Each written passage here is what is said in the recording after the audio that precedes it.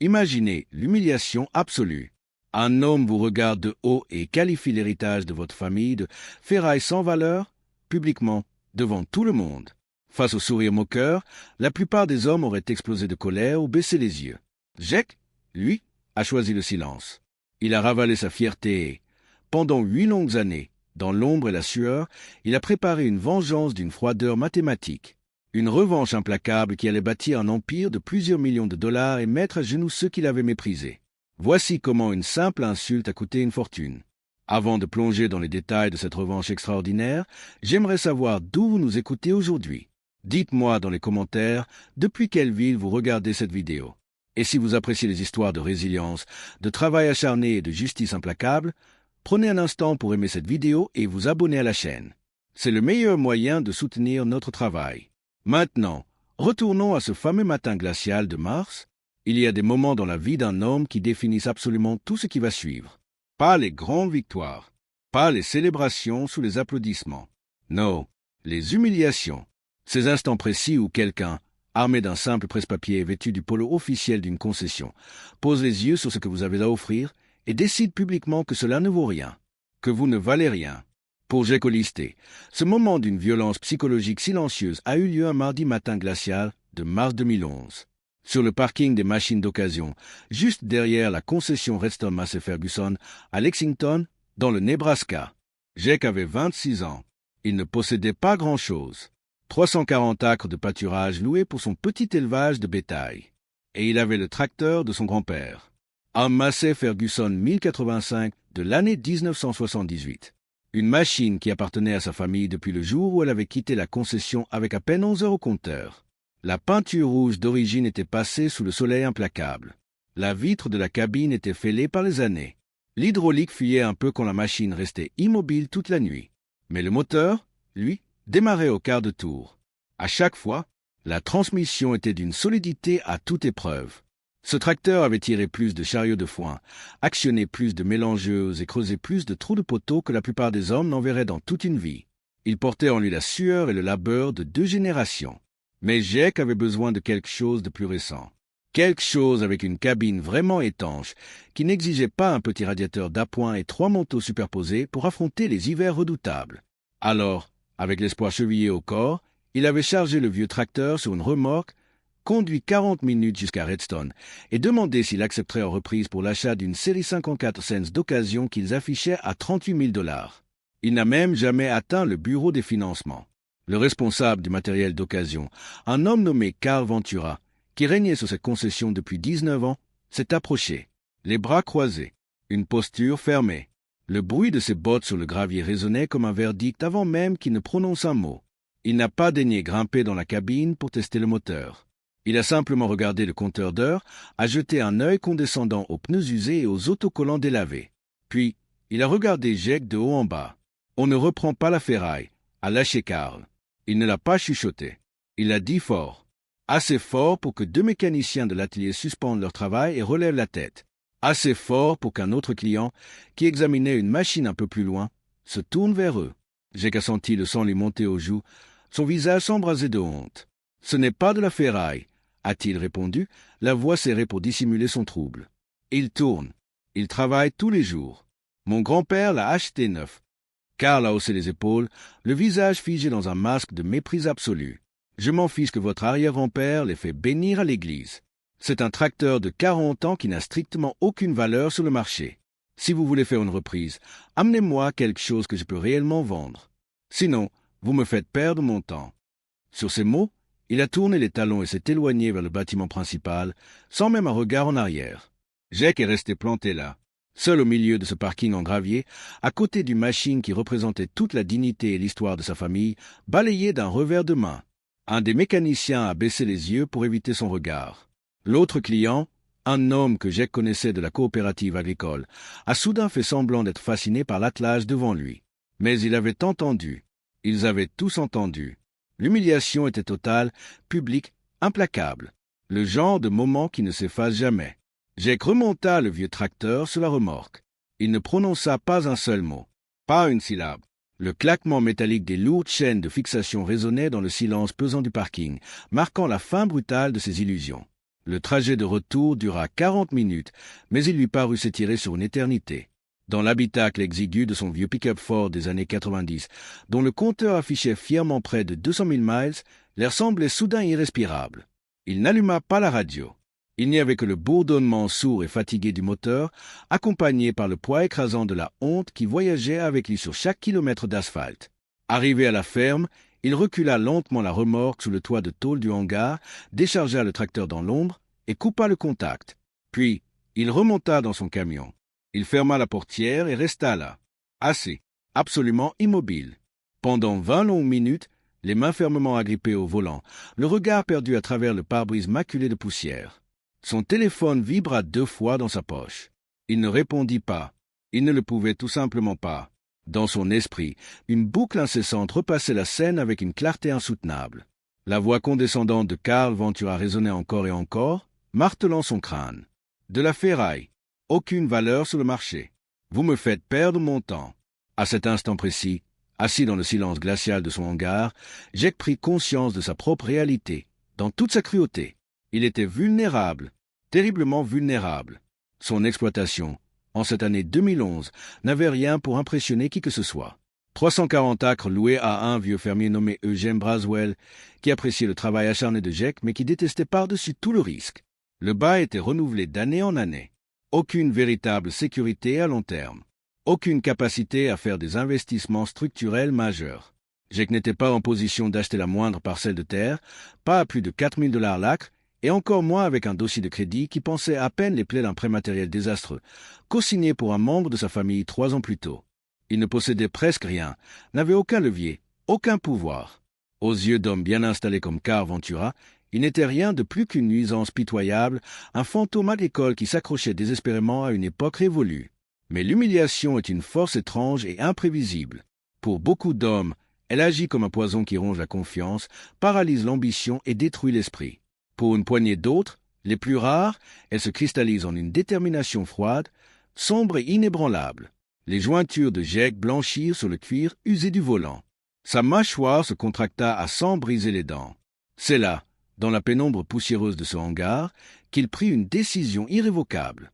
Un serment silencieux gravé dans les profondeurs de son âme. Il ne franchirait plus jamais les portes de Redstone Massey Ferguson. Jamais. Et un jour, il ne savait ni comment, ni dans combien d'années, mais un jour, Carl Ventura se souviendrait de ce mardi matin précis, et il le regretterait de toutes ses forces. Ce que Jack ignorait ce jour-là, c'était la véritable épaisseur du temps. Il ignorait à quel point 8 années pouvaient être longues, à quel point le monde pouvait basculer, et surtout l'immensité de ce qu'un homme est capable de bâtir lorsque l'humiliation pure devient le seul et unique carburant qu'il accepte de brûler. Mais avant de penser à la victoire, il y avait une urgence absolue. Il fallait d'abord survivre. La survie n'a rien d'héroïque quand on la vit au quotidien. Elle n'est faite que d'eau glacée, de muscles qui crient grâce et de nuits tronquées. Entre l'année 2011 et 2013, l'existence de Jack Hollister s'est réduite à une équation d'une brutalité élémentaire. Pour ne pas sombrer, il fallait travailler plus longtemps et plus durement que n'importe qui d'autre dans le comté. Privé du moindre levier financier, otage d'un bail de location précaire, il a dû puiser dans sa seule réserve inépuisable, sa force de caractère. Pour maintenir sa petite exploitation à flot, il s'est résolu à prendre un emploi secondaire. Il a trouvé une place aux horaires de nuit dans un vaste parc d'engraissement de bétail à 25 km au nord de chez lui. Sous la lumière blafarde des projecteurs au sodium, il enchaînait les heures dans la poussière, rentrant chez lui au petit matin, les yeux brûlés par le manque de sommeil, juste à temps pour s'occuper de son propre troupeau. Pour générer un peu de trésorerie immédiate, il s'est mis à vendre des balles de foin aux propriétaires de chevaux de la région. Et lorsque le soleil se couchait à nouveau, il allumait les néons grésillants de sa grange pour réparer les machines récalcitrantes de ses voisins, acceptant d'être payé en espèces, sans jamais compter ses heures. Mais au centre de ce tourbillon de labeur, la véritable clé de voûte de sa survie portait la peinture écaillée de son vieux Massey Ferguson 1085. Il n'avait absolument pas les moyens d'en acheter un autre. C'était un fait implacable.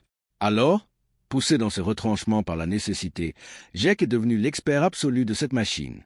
Il s'est imposé d'apprendre le rôle et l'emplacement exact de chaque boulon, de chaque joint d'étanchéité, de chaque relais enfoui sous le capot de tôle. Après de longues recherches, il a fini par dénicher un petit fournisseur de pièces détachées dans l'État de l'Iowa, un contact précieux qui acceptait de lui expédier des composants d'origine du constructeur, au prix de gros. Au cœur des hivers impitoyables du Nebraska, alors que le vent glacé hurlait contre les parois de son atelier de fortune, Jake s'imposait des nuits entières de mécanique. En parfait autodidacte, il a appris l'art minutieux de reconstruire des cylindres hydrauliques fatigués pour stopper les fuites. Il a percé les mystères des diagnostics électriques avec un modeste multimètre acheté $40 et les conseils laconiques de vieux mécaniciens retraités glanés sur des forums Internet.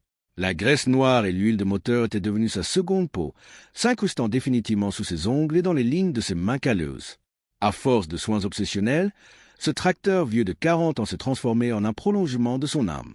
Il a cessé d'être un simple outil agricole. La prétendue ferraille sans valeur s'est métamorphosée en un symbole vivant, le monument physique de son refus viscéral de se soumettre. C'était la preuve vibrante, mécanique et grondante que l'homme en polo de la concession Redstone avait tort sur toute la ligne. Jake comprenait désormais une vérité fondamentale que le monde moderne oubliait à ses dépens. Un opérateur qui connaît intimement les entrailles de sa machine, qui l'écoute et la respecte, finira toujours par surclasser celui dont l'unique talent consiste à signer un chèque d'acompte. Chaque coup de clé à molette, chaque vidange, chaque filtre remplacé dans le froid mordant, était une préparation méticuleuse pour l'avenir. Le vieux moteur tournait comme une horloge, alimenté par le carburant inépuisable d'une revanche silencieuse. Le fruit d'un labeur acharné ne se récolte jamais du jour au lendemain. Il mûrit lentement, dans le silence des aubes glacées, la solitude des champs et la morsure de l'hiver. À force d'économies drastiques, de nuits sans sommeil et de sueur versées loin des regards, l'année 2013 marqua une première victoire intime. Une victoire modeste, âpre, mais d'une importance capitale. Jake avait enfin rassemblé suffisamment de capital pour acheter son tout premier lopin de terre. 80 acres, un sol marginal, difficile à travailler, presque ingrat. Le prêt bancaire qu'il avait dû contracter pour cette modeste acquisition aurait fait grimacer n'importe quel comptable raisonnable. Mais cette terre lui appartenait. Chaque poignée de poussière soulevée par le vent, chaque brin d'air de ses 80 acres portait son nom. Il y fit paître son bétail. Il y coupa son propre foin. Et il continua de baisser la tête, travaillant avec cette même rage silencieuse qui ne le quittait plus. Cependant, la tranquillité d'esprit est un luxe rare, presque inaccessible pour ceux qui bâtissent leur vie à partir de rien. En 2015, la réalité le frappa de plein fouet, menaçant de détruire tout ce qu'il avait construit. Eugène Braswell, le vieux fermier taciturne qui lui louait ses terres principales, rendit son dernier souffle. Sans la moindre surprise, la famille du défunt prit la décision logique et implacable de liquider le domaine. Les 340 acres que Jake louait depuis ses débuts allaient être mis en vente immédiatement. C'était une catastrophe imminente. Jake n'avait absolument pas les reins assez solides pour s'offrir une telle surface. Mais s'il perdait cette terre, il perdait le cœur battant de son exploitation. Il perdait la base même de ses revenus. Acculé, refusant de voir son monde s'effondrer, il enfila sa seule chemise propre, glissa ses registres d'exploitation dans une chemise cartonnée et entama l'humiliante tournée des banques. La première institution financière le regarda de haut et prononça un nom catégorique. Le passif de son dossier de crédit, encore meurtri par cette vieille erreur de jeunesse où il avait naïvement voulu aider un cousin, pesait beaucoup trop lourd dans la balance. La deuxième banque fut tout aussi froide et expéditive. Non, le risque était jugé inacceptable pour un opérateur aussi jeune, dépourvu d'un héritage massif ou de garant fortuné.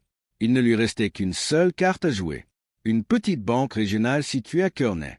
C'est là qu'il s'assit face à une responsable des prêts, une femme pragmatique et expérimentée nommée Patricia Gomm. Contrairement aux autres, elle ne l'examina pas à travers le prisme de ses échecs passés ou de ses vêtements de travail usés. Elle regarda les chiffres avec une attention clinique. Elle nota avec intérêt que son modeste élevage de bétail affichait une rentabilité constante et indéniable depuis 4 années consécutives. Mais surtout, ses yeux s'attardèrent sur un élément que la plupart des banquiers ignoraient totalement. Ses carnets d'entretien. Jake lui présenta des registres d'une précision chirurgicale. Chaque vidange du vieux Massey Ferguson, chaque pièce minutieusement reconstruite, chaque heure de main-d'œuvre investie dans la préservation de son matériel y était consignée avec une obsession quasi maniaque. C'était l'héritage direct, la leçon brûlante apprise dans le gravier du parking de Redstone. Patricia referma lentement le dossier, retira ses lunettes et fixa le jeune homme avec un respect nouveau. Elle prononça alors des mots qui allaient ancrer sa philosophie pour le reste de sa vie. « Vous prenez soin de vos affaires », dit-elle d'un ton calme et ferme. Et cela compte infiniment plus que ce que les gens imaginent dans ce métier. La plupart des gars de votre âge croulent sous les traites mensuelles pour des équipements rutilants qu'ils sont incapables d'entretenir eux-mêmes au premier problème. Vous êtes différent. Vous savez préserver la valeur. Elle signa le prêt. Ce jour-là, Jake Holisté ne sauva pas seulement son exploitation. Il l'ancra dans le sol pour toujours. Il acheta les 340 acres. Il était désormais l'unique propriétaire de 420 acres de terre. Une véritable assise. La preuve irréfutable que le soin apporté à un vieux tracteur de 40 ans, la sueur et la discipline valaient bien plus qu'un score de crédit parfait. Le caractère et l'excellence discrète venaient de terrasser le système. Fort de cette nouvelle stabilité, il franchit une autre étape. Il acheta un deuxième tracteur. Un Massey Ferguson de la série 42 cents, trouvé lors d'une vente aux enchères dans le Dakota du Sud. Ce n'était pas une machine tapax en grave-l'œil, elle avait du vécu, mais elle était robuste, d'une fiabilité absolue. Elle lui appartenait, et par-dessus tout, pas un seul centime de cet achat n'avait atterri dans les caisses de la concession Redstone. Le compte à rebours silencieux de sa vengeance venait de franchir un nouveau cap. La vengeance la plus redoutable n'est jamais bruyante. Elle ne s'annonce pas à grand renfort de trompettes. Elle se bâtit dans le silence absolu des matins brumeux et l'odeur âcre de la terre retournée. En 2016, l'exploitation de Jake Holisté avait franchi un cap décisif. Fini le temps de la survie précaire. Il gérait désormais 115 têtes de bétail, coupait 300 acres de foin chaque année et offrait un service de pressage sur mesure pour 5 fermes du voisinage. L'année suivante, la cadence s'accéléra. Il fit l'acquisition de 160 acres supplémentaires. Puis, au début de l'année 2018, il en ajouta 200 autres. 780 acres au total. Une véritable métamorphose. Avec cette expansion territoriale, venait un besoin viscéral de puissance mécanique. Jake élargit donc sa flotte. Il acheta un Massey Ferguson de la série 57 cents auprès d'un concessionnaire situé dans le Kansas.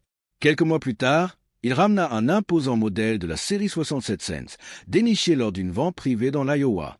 Des machines robustes, prêtes à dévorer les hectares. Mais dans cette frénésie de croissance, Jake respectait une loi des reins, une règle absolue, gravée dans son esprit depuis ce fameux mardi de mars. Il n'avait jamais remis les pieds chez Redstone Massey Ferguson. Pas une seule fois. Même si c'était la concession la plus proche de chez lui. Même si ce boycott volontaire lui coûtait des heures de route interminable à travers les plaines. Au moins 2 fois par mois, il passait devant leur immense vitrine en empruntant l'autoroute 30. Et à chaque passage, son regard se durcissait. Il revoyait le visage de Carl Ventura. Il ressentait à nouveau la brûlure intacte de l'humiliation sur ce parking en gravier, sous le regard fuyant des autres hommes. La rancune n'avait pas tiédi d'un seul degré au fil des années. Elle s'était forgée en une lame d'acier, froide et patiente. À l'été 2018, l'empire de Jake s'appuyait sur ses tracteurs de la marque au triangle rouge. Le vieux 1085 de son grand-père fonctionnait toujours, trônant dans la grange comme une relique sacrée. Il aurait pu s'en séparer 1000 fois. Il aurait pu l'utiliser comme apport pour du matériel flambant neuf. Mais il ne s'agissait plus du tracteur depuis bien longtemps. Il s'agissait du principe. Son entreprise n'avait plus rien de marginal. Avec ses 780 acres, 140 têtes de bétail et une équipe de salariés dévoués, il était devenu un acteur incontournable de la région. Son activité de pressage de foin s'était transformée en un pilier financier majeur. Il travaillait désormais pour 12 exploitations, réparties sur 3 comtés. Et parce qu'il entretenait ses machines avec l'obsession maniaque d'un homme qui avait un jour été traité de moins que rien, son temps de fonctionnement frôlait l'impossible. 0 panne imprévue durant toute la saison des foins de 2018. 0. Dans ce métier, une telle statistique est un miracle. Les agriculteurs ne l'appelaient pas parce qu'il bradait ses prix, mais parce qu'il incarnait une garantie absolue. Un vieux producteur laitier, Ron Epstein, le lui résuma un matin autour d'un café noir. Sur 5 entrepreneurs engagés en 10 ans, Jake était le tout premier à n'avoir jamais manqué un seul jour de travail. Cette fiabilité d'horloger valait bien plus qu'une remise commerciale. Jake se contenta de hocher la tête. Il garda pour lui le secret de cette perfection. S'il n'avait jamais été brisé ce jour-là, s'il n'avait pas été forcé d'apprendre à réparer ce que d'autres considéraient comme de vulgaires déchets bons pour la casse, son taux de disponibilité ne serait pas parfait. L'empire silencieux était en marche et ses fondations, coulées dans l'adversité, étaient devenues totalement indestructibles. Novembre 2018 apporta un vent de changement d'une ampleur inédite sur les plaines du Nebraska. Une société de gestion agricole approcha Jake avec une proposition vertigineuse, la location de 1100 acres supplémentaires de terres irriguées. Les conditions du bail étaient particulièrement agressives, exigeant des liquidités et des garanties solides, mais le potentiel de croissance était absolument massif. S'il acceptait ce défi, Jake se retrouverait à la tête d'une exploitation de près de 1900 acres. Une véritable bascule. L'entrée définitive dans la cour des grands. Pour maîtriser une telle surface, il lui fallait impérativement du matériel plus lourd, des machines capables d'avaler les hectares sans jamais faiblir. Il commença ses recherches avec la rigueur qu'on lui connaissait et repéra un Massey Ferguson de la série 77 cents chez un grand concessionnaire situé à Lincoln. Une belle machine, très peu d'heures au compteur, avec un prix affiché tout à fait cohérent. Il prit son téléphone et fixa un rendez-vous pour la fin de la semaine. Sur place, la visite commença sous les meilleurs auspices. Le vendeur qui l'accueillit était d'un professionnalisme impeccable, courtois et respectueux. Il laissa à Jake tout l'espace et le temps nécessaire pour inspecter le tracteur dans ses moindres coins, tester la réactivité du chargeur, écouter le souffle de l'hydraulique et jauger la puissance du moteur. Jake appréciait la machine. Elle correspondait de manière millimétrée à ses nouveaux besoins de production. C'est alors qu'il décida de tâter le terrain. Il mentionna, presque l'air de rien, qu'il envisagerait peut-être de faire reprendre l'une de ses anciennes unités pour optimiser la transaction. Le vendeur, jusqu'ici si fluide et assuré dans son argumentaire, eut une très légère hésitation. Son sourire commercial se figea l'espace d'une fraction de seconde. Il demanda ce que Jake avait en tête. « J'ai un 1085 de l'année 78, » expliqua calmement Jake. « Le moteur est incroyablement robuste, l'entretien est clinique, j'ai tout le registre à l'appui. » L'expression du vendeur changea de manière imperceptible. Ce n'était pas un refus brutal, mais c'était bien là, ce petit rictus. Ce ton soudainement devenu plus distant, presque fuyant. Un 85, c'est assez vieux. Je ne suis pas certain que nous ayons un véritable marché pour ce genre de machine aujourd'hui. Il faudrait que j'en parle à notre responsable de l'occasion pour voir, mais honnêtement, l'écho du passé venait de résonner lourdement entre les murs immaculés de sa concession. C'était là, à nouveau, ce même regard condescendant. Ce même instinct pavlovien du monde de la vente de rejeter une machine uniquement sur son année de fabrication, sans même daigner évaluer son état mécanique réel ou la passion que son propriétaire y avait investie. Mais cette fois, Jake ne ressentit ni la chaleur de la colère ni la morsure de la honte. Il n'était plus ce gamin vulnérable de 26 ans, pétrifié de douleur sur un parking en gravier. Il était devenu un chef d'entreprise accompli, un homme aux reins solides. Il n'avait plus besoin de l'approbation d'un homme en chemise repassée. Il n'attendit même pas la fin de la phrase du vendeur. Avec une politesse glaciale et mesurée, il le remercia pour son temps, tourna les talons, monta dans son pick-up et quitta les lieux sans un regard en arrière. 2 semaines plus tard, il réglait l'acquisition de son tracteur série 77 cents auprès d'un vendeur privé dans l'État du Kansas. Il paya l'intégralité de la somme en espèces et conduisit lui-même le mastodonte jusqu'à son exploitation. Quant au vieux 1085, il resta exactement là où il était, à l'abri sous le toit de la grange. Intact, invendu, non échangé. Il venait de transcender définitivement son simple statut de machine agricole pour s'ériger en un véritable monument d'acier. Le symbole quasi sacré d'une rancune tenace, vieille de 7 ans, qui, loin de s'être érodée avec le temps, s'était forgée en une doctrine de vie d'une solidité à toute épreuve. L'hiver 2018 à 2019 s'abattit sur le Nebraska avec une rudesse qui dépassait largement les simples caprices du thermomètre.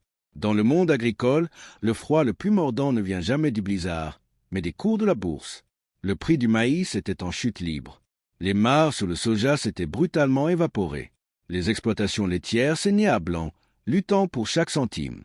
Face à cette hécatombe financière globale, les agriculteurs de la région avaient refermé leur portefeuille à double tour. Plus personne n'achetait de ferraille neuve. Plus personne ne prenait le moindre risque. Le marché était cliniquement mort. Pour la concession Redstone Massey Ferguson, cette paralysie générale s'est très vite transformée en un véritable cauchemar. Leur chiffre de vente venait de toucher le fond, atteignant un niveau dramatique, le plus bas enregistré depuis une décennie entière. Mais le pire n'était pas la conjoncture. C'était la hiérarchie. Depuis l'année 2016, la concession avait été rachetée par un immense groupe régional d'équipement, une entité froide, lointaine et totalement déconnectée de la réalité du terrain.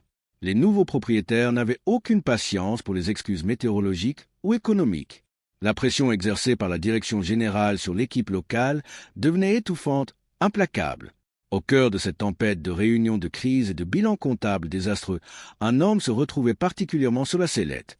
Carl Ventura, le responsable du matériel d'occasion, reçut l'ordre formel et catégorique de liquider les stocks accumulés. Il fallait faire entrer de l'argent en urgence. La concession commença à sabrer ses prix dans un mouvement de quasi-panique. Ils mirent sur la table des offres de financement d'une agressivité désespérée, allèrent jusqu'à matraquer les ondes avec des publicités sur les radios locales. Mais l'écho restait vide. Les exploitants de la région étaient soit au bord de la faillite, soit terrés dans un attentisme absolu. Carl, jadis si prompt à juger avec arrogance les machines des autres, transpirait désormais à grosses gouttes devant un parc d'invendus qui refusait obstinément de se vider. Pourtant, au milieu de cet océan de peur et de prudence, un homme refusait de ralentir. Jake Hollister ne connaissait pas la frilosité. Au début de l'année 2019, il avait officiellement signé le bail monumental pour les 1100 acres supplémentaires. Son royaume de terre s'étendait désormais sur 1880 acres. Pour soutenir ce rythme de production titanesque, il venait de s'offrir 2 nouveaux tracteurs Massey Ferguson, un modèle de la série 64 Sense et un autre de la série 5700, rapatriés depuis l'Iowa et le Dakota du Sud.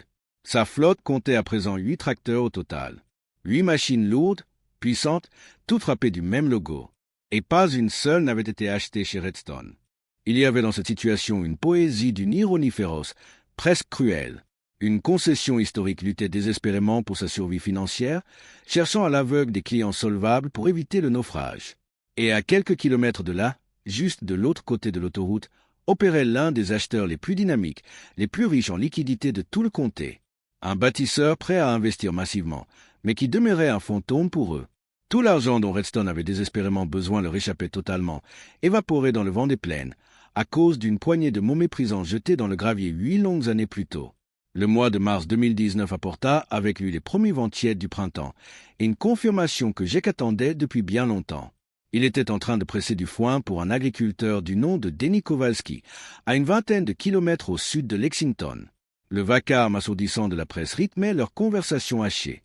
Denny, accoudé à la portière de son pick-up, mentionna au détour d'une phrase qu'il venait de passer chez Redstone pour examiner un semoir. « Il souffre, là-bas », lança Denny en secouant la tête d'un air sombre. Le vendeur m'a avoué qu'ils traversent leur pire année depuis 10 ans. La direction régionale est sur leur dos. Ils cherchent désespérément de l'oxygène. Jake ne répondit pas immédiatement. Il garda les yeux fixés sur l'andin devant lui, guidant le tracteur avec une précision mécanique, regardant les nœuds de la presse s'enchaîner inlassablement. Puis, d'une voix parfaitement neutre, dénuée de la moindre inflexion, il posa la question. « Carl Ventura y travaille toujours ?» Denny hocha la tête. « Ouais, toujours aux occasions. » « Pourquoi ?» Jake fit un léger mouvement d'épaule. Juste par curiosité. Mais ce soir-là, lorsque le silence enveloppa la ferme, la curiosité laissa place à une froide arithmétique. Assis seul à la table en chêne de sa cuisine, éclairé par la lumière blafarde du plafonnier, Jake ouvrit ses registres comptables. Il fit le calcul exact de sa vengeance silencieuse. Au cours des 3 dernières années, il avait dépensé la somme vertigineuse de 340 000 $ en équipement Massey Ferguson. 340 000 $. Une fortune qui aurait pu renflouer les caisses de Redstone, payer leurs commissions, sauver leur trimestre et justifier leur viabilité auprès de leur intraitable siège social.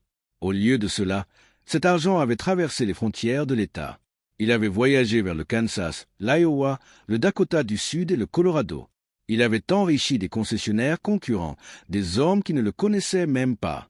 Et tout cela, la perte sèche de cette manne providentielle pour Redstone, tenait à une seule et unique chose, l'arrogance d'un seul homme, un mardi matin, 8 années auparavant. Le moment était enfin venu. La patience de Jake avait porté ses fruits, l'étau s'était refermé.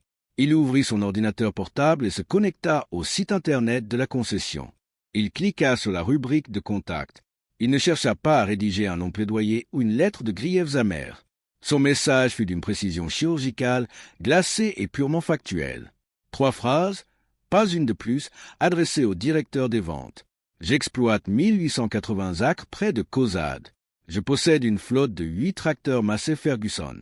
Je cherche à acquérir 2 unités supplémentaires ainsi que du matériel de fenaison à haute capacité, et je souhaite fixer un rendez-vous pour discuter de mes options.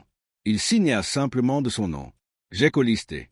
Aucune mention de son vieux tracteur de l'année 78. Aucune allusion à Carl Ventura. Il appuya sur le bouton d'envoi et referma l'écran. La réponse tomba à peine 14 heures plus tard, trahissant l'urgence absolue d'une équipe aux abois. C'était un message de Thor Brinley, le directeur des ventes. Le ton était mielleux, infiniment respectueux. « Monsieur Hollister, merci de nous avoir contactés.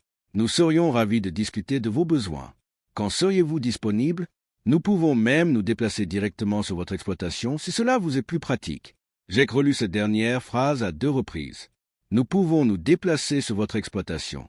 8 ans plus tôt, On lui crachait au visage que sa machine n'était que de la ferraille et qu'il faisait perdre leur temps aux vrais professionnels. Aujourd'hui, on rampait presque pour obtenir ses faveurs. Un sourire sans joie étira ses lèvres. Il posa ses mains sur le clavier et tapa sa réponse, brève et implacable. « Je viendrai à vous, jeudi, 10 heures du matin. » Le jeudi matin, à 10 heures tapantes, le crissement lourd des pneus sur le gravier résonna sur le parking de Reston Massey Ferguson. Exactement 8 années s'étaient écoulées depuis ce fameux mardi de mars. 8 années de sueur, d'huile de moteur et d'expansion silencieuse. L'homme qui venait de couper le contact n'avait plus rien à voir avec le jeune éleveur vulnérable et endetté d'autrefois. Jake Hollister gara son Chevrolet de l'année 2018 juste devant l'entrée principale, à la place d'honneur, à quelques pas seulement d'un tracteur d'exposition flambant neuf. La carrosserie de son camion était immaculée. Pas une trace de rouille, pas une seule bosse. Il dégageait l'assurance tranquille et froide d'un homme qui détient le pouvoir. Avant même qu'il n'ait eu le temps de pousser les doubles portes vitrées de la concession, Todd Brownlee l'attendait déjà. La cinquantaine élégante, le costume impeccable, il lui offrit une poignée de main ferme et le sourire professionnel d'un directeur des ventes qui flaire le salut financier de son trimestre. « Monsieur Hollister, c'est un véritable plaisir de vous rencontrer en personne. Entrez, je vous en prie. » Ils traversèrent ensemble le vaste hall d'exposition. L'air y sentait le caoutchouc neuf et la cire. Deux monstres mécaniques de la série 8 estronnaient sous les projecteurs, leur peinture rouge étincelante. Todd le guida avec déférence vers une salle de conférence aux parois de verre immaculé. Il lui proposa un café, un verre d'eau, quelque chose à boire. Jake déclina d'un simple mouvement de tête. Il n'était pas là pour des mondanités. Ils prirent place de part et d'autre d'une longue table ovale. Todd ouvrit immédiatement son ordinateur portable, les doigts en suspens, prêt à noter la moindre exigence de ce client providentiel. « Bien. » Commença le directeur, « Vous avez mentionné dans votre message que vous cherchiez à ajouter quelques tracteurs et du matériel lourd à votre parc. Pourriez-vous me détailler ce que vous faites tourner actuellement sur votre exploitation ?» Jake ne sortit ni carnet, ni dossier. Il n'en avait aucun besoin. Chaque machine, chaque numéro de série était gravé dans sa mémoire. « J'ai 2 tracteurs de la série 77 cents, annonça-t-il d'une voix posée. 2 de la série 67 cents, 2 de la 57 cents, un modèle 42 cents et un 1085 de l'année 78. Les sourcils de Todd se haussèrent légèrement. Une admiration sincère éclaira son visage. C'est une flotte incroyablement solide. Et tout est en Massey Ferguson. Tout en Massey, confirma froidement Jake. C'est formidable de voir une telle loyauté envers la marque, s'enthousiasma Todd. Quelle surface couvrez-vous avec tout cet équipement? 1880 acres. Du bétail, du foin et une activité de pressage sur mesure pour une douzaine d'autres fermes de la région. Todd se laissa retomber contre le dossier de son fauteuil, visiblement impressionné, presque intimidé. C'est une opération d'une envergure très sérieuse. Vous avez bâti quelque chose de substantiel. Jake ignora le compliment. Son visage restait un masque indéchiffrable.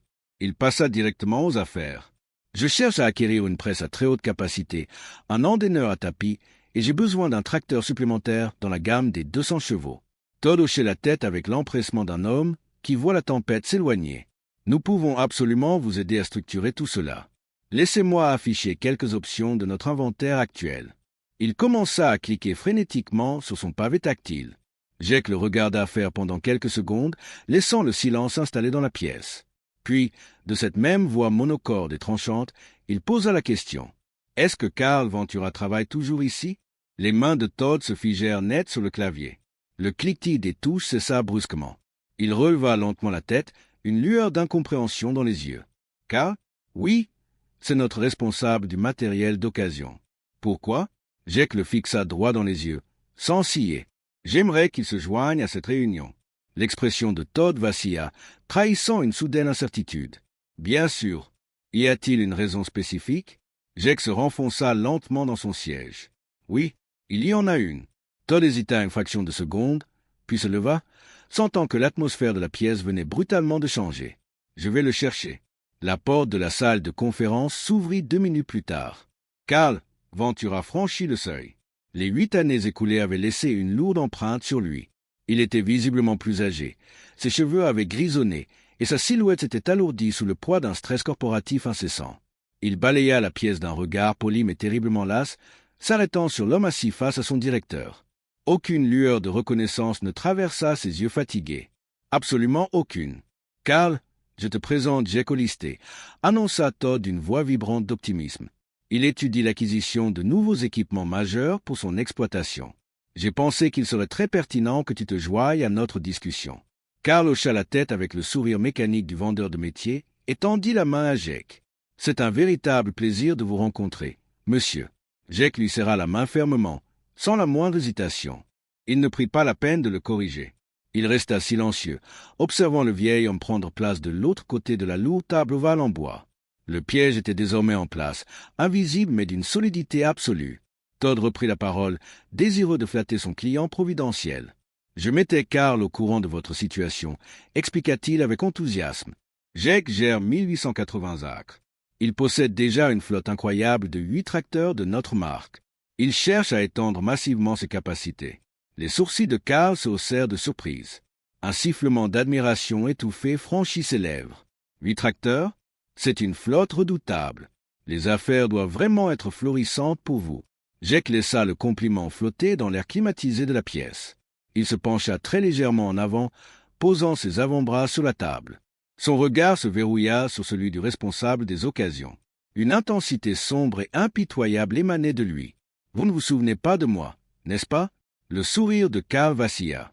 Il plissa les yeux, cherchant désespérément un indice dans les traits de cet homme d'affaires prospère. « Je suis navré », avoua-t-il avec une gêne évidente. « Nous voyons tellement de monde passer sur notre parc. » Mars 2011, déclara Jack d'une voix calme, tranchante comme la lame d'un scalpel. C'était un mardi matin. Je suis venu vous voir avec un vieux Massey Ferguson 1085 de l'année 78. Je voulais l'utiliser comme apport pour acheter une série 54 cents d'occasion. Le visage de Carl se figea instantanément. Puis, très lentement, une ombre terrible traversa son regard. Un souvenir profondément enfoui venait brusquement de remonter à la surface, attiré par la précision chirurgicale et cruelle de ces détails. « Vous m'avez regardé de haut ?» poursuivit Jack, chaque mot résonnant comme un coup de marteau dans le silence absolu de la pièce.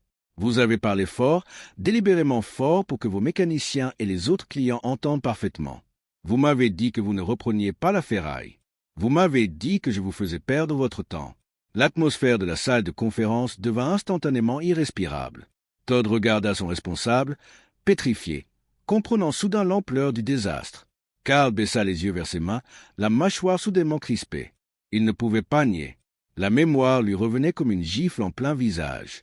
Jack ne haussa pas le ton d'un demi-décibel. Il n'en avait aucun besoin.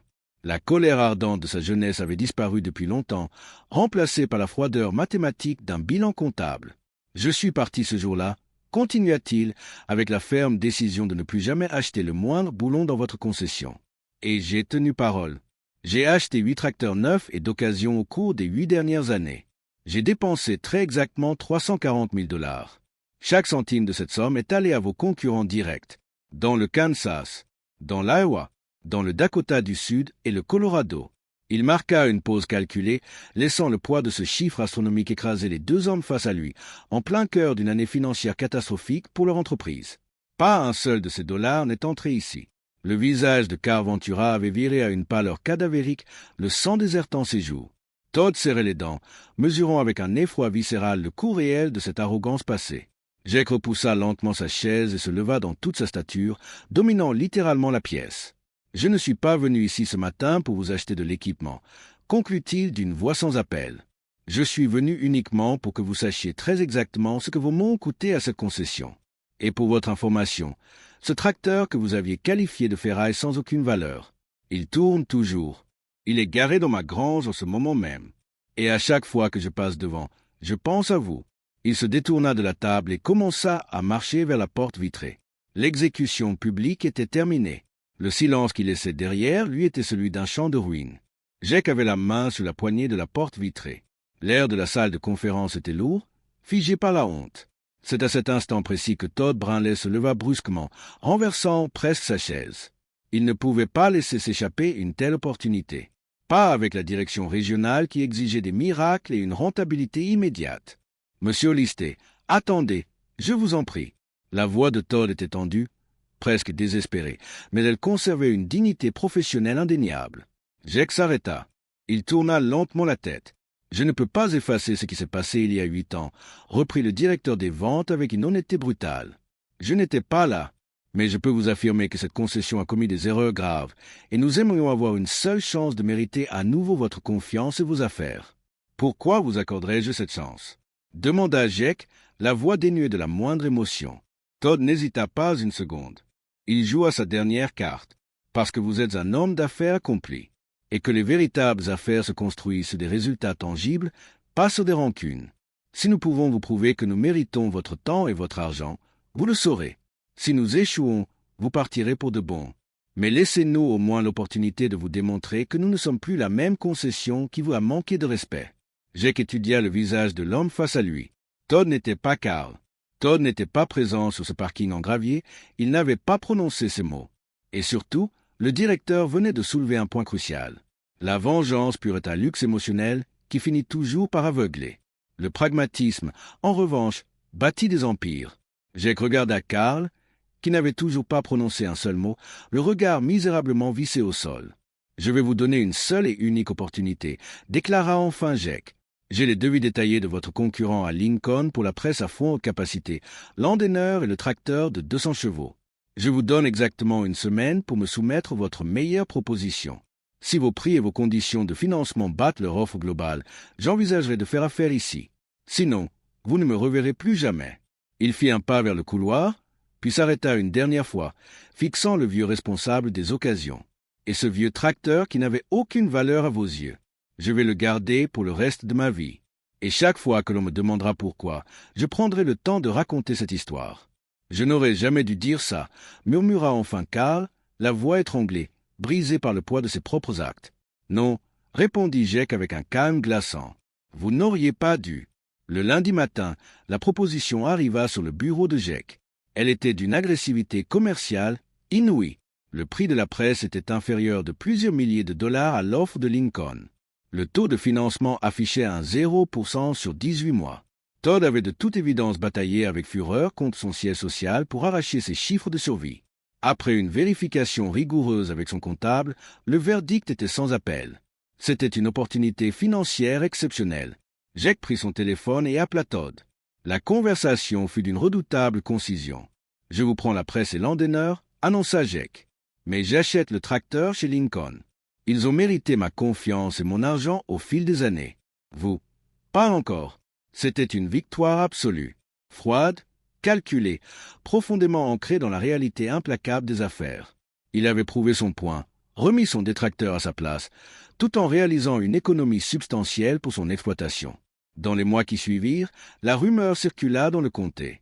Carl Ventura quitta très discrètement l'entreprise, poussé vers une retraite anticipée par une direction lassée de ses mauvais résultats et des plaintes accumulées.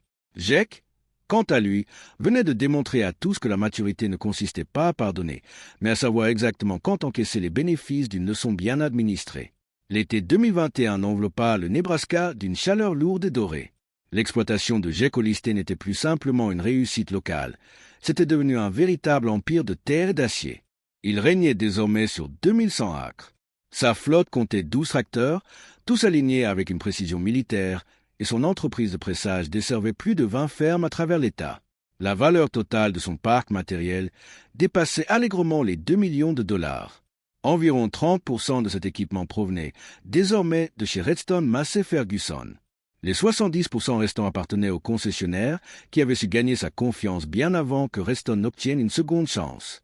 Un jeudi après-midi, Jake invita Todd Brinley à venir sur place. Le directeur des ventes gara sa voiture et suivit Jake à travers la cour immense. Il contempla l'alignement des machines géantes, l'atelier ultramoderne, les Andeneurs et les presses monumentales. Todd était sincèrement fasciné. « C'est une exploitation de classe mondiale », murmura-t-il avec un respect profond. Jake hocha simplement la tête. « Il y a encore une chose que je veux vous montrer », dit-il en se dirigeant vers une ancienne grange en retrait. Il poussa les lourdes portes de bois. Et là, au centre de la pièce baignée par un puits de lumière, trônait le Massey Ferguson 1085 de l'année 1978. Il n'y avait plus de vitres fêlées, plus de peinture délavée, plus de fuite d'huile. La machine était resplendissante. Les chromes brillaient, la carrosserie rouge étincelait sous une peinture parfaite. Les autocollants d'origine semblaient tout droit sortis de l'usine. Il était dans l'état exact où le grand-père de Jake l'avait acheté 43 ans plus tôt. Todd s'arrêta net, figé par la beauté de la machine. « Vous l'avez restaurée » souffla-t-il. Ça m'a pris 2 hivers, répondit Jake en s'appuyant contre le mur de la grange. J'ai fait tout le travail moi-même. Chaque joint, chaque roulement, chaque câble. Todd s'approcha lentement, passant la main sur l'aile métallique immaculée. Carl Ventura m'a dit un jour que ce tracteur n'était que de la ferraille, reprit Jake d'une voix grave, qu'il n'avait aucune valeur. Mais la vérité, c'est que la valeur ne dépend pas de ce que les autres pensent de vous. La valeur, c'est ce que vous êtes prêt à prouver. Ce tracteur représente chaque heure où j'ai travaillé en pensant que je n'y arriverais pas. Chaque paiement que j'ai gratté au fond de mes poches. Carl n'a pas vu ça. Il a juste vu un vieux morceau de fer et un gamin qu'il jugeait insignifiant. Vous comptez aujourd'hui, répondit Todd en le regardant dans les yeux. Et tout le monde à la concession le sait. J'ai toujours compté, corrigea doucement Jake. Carl ne prêtait simplement pas attention. Ils restèrent silencieux un long moment. Puis Todd posa la question inévitable. Est-ce que vous pensez parfois à ce qui se serait passé s'il avait accepté la reprise ce jour-là? Jake regarda son vieux tracteur.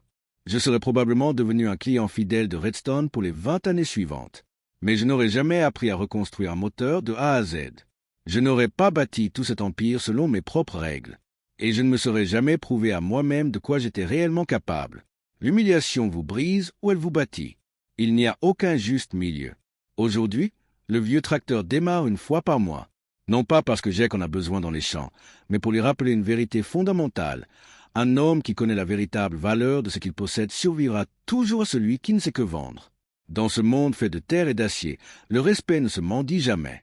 Il se gagne, seconde après seconde. Si cette histoire de résilience et de dignité résonne en vous, si vous croyez que le travail acharné finit toujours par payer, prenez un instant pour aimer cette vidéo. Abonnez-vous à la chaîne pour ne manquer aucune de nos prochaines histoires et partagez-la avec quelqu'un qui a besoin d'entendre que baisser les bras n'est jamais la bonne option. À très bientôt.